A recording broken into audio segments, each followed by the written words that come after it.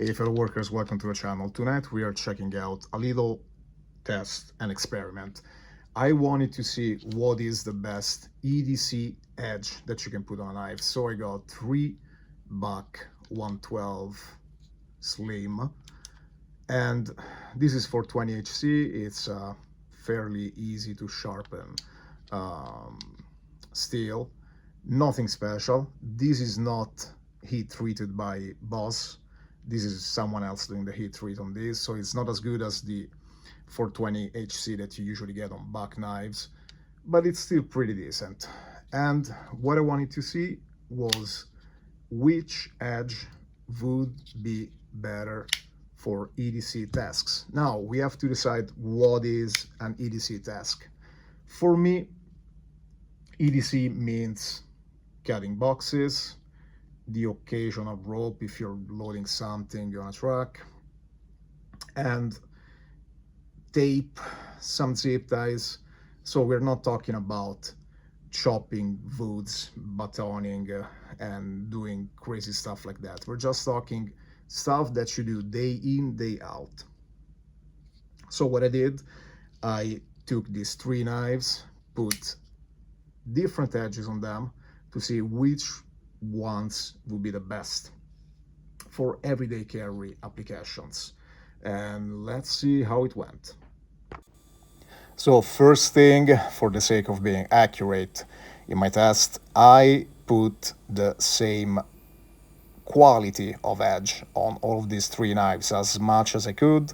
I'm not a master sharpener, but I'm not bad either. And so what I did was putting 15 degrees on the orange one and 20 degrees on the black one. And I finished the green one with 25 degrees. All of these knives have been sharpened to a 600 grit, and then they've been stropped without any compound. So this possibly is gonna feel very similar on all of the knives. We start with the 20 degrees, which is the most common angle that we usually put on our sharpened knives. And what I'm doing here, I'm doing 10 cuts on the scissor rope and then go back to the paper, because I want to see how many times I can cut through the scissor rope before I have to sharpen this again. The scissor rope might not be something that you cut every day, but nonetheless, it's a good way to see how good of an edge you have. Let's say that every single cut on the scissor rope is comparable to, let's say, 1 yard of cardboard, right? Something like that. So it's a quicker way to dull the edge.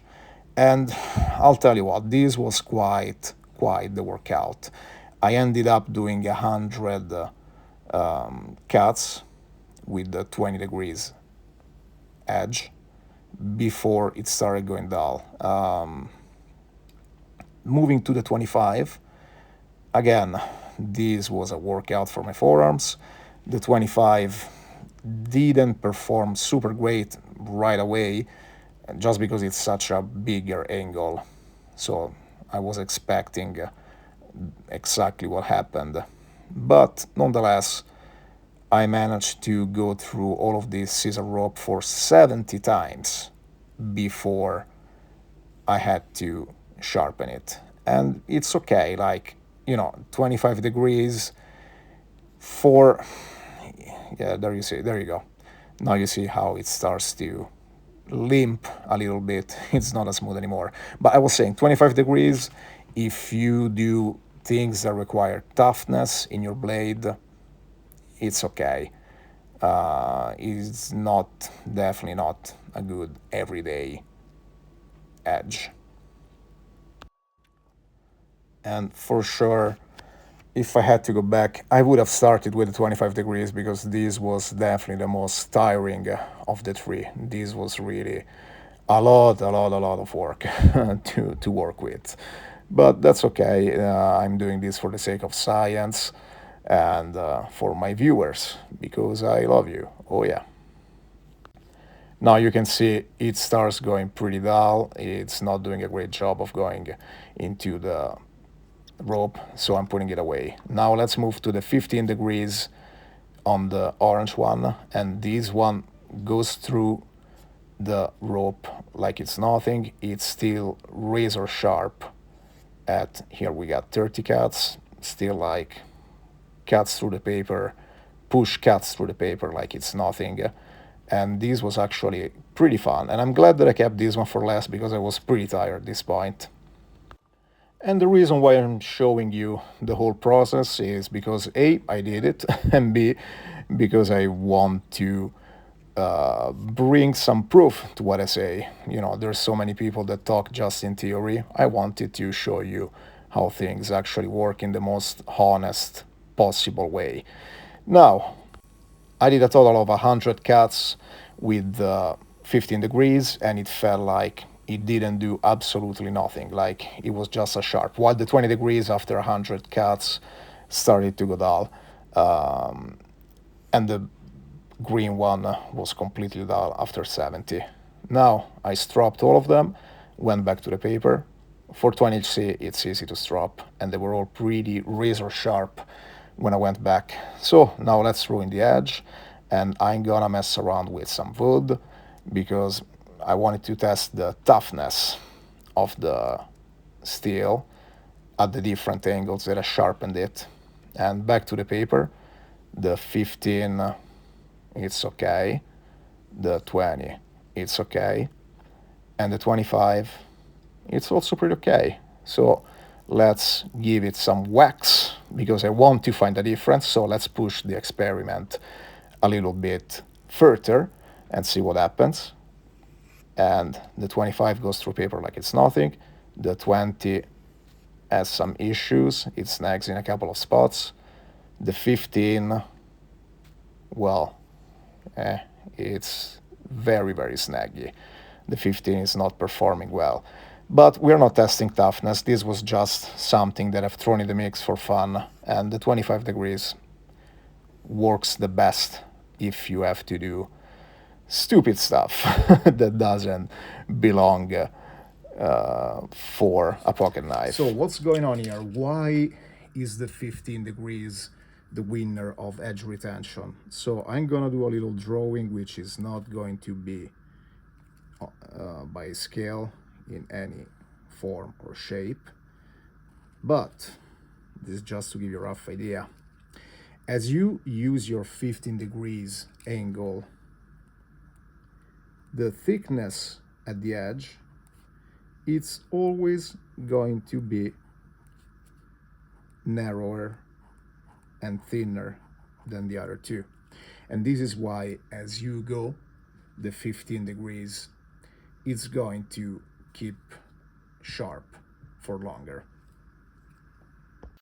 Now for the next part of the experiment, what I did was narrowing the 25 degrees down to 15 degrees, but I'm gonna leave this one at a pretty coarse grit 220, while the orange knife is gonna stay at 15 degrees, and I'm bouncing it up to 800 degrees. So after a strop, I went back to the scissor rope and I did a bunch of cuts, and pretty much what I expected. The orange fine grit knife did pretty well, mostly because the grit was not as fine. Like it wasn't 2 or 3,000, that would have not performed well. It would have not been aggressive enough against the rope, but 800 still works pretty well. So I did 100 cuts with the orange one, and the edge was still holding up pretty well after that, just like we've seen with the 600 degrees in the previous experiment.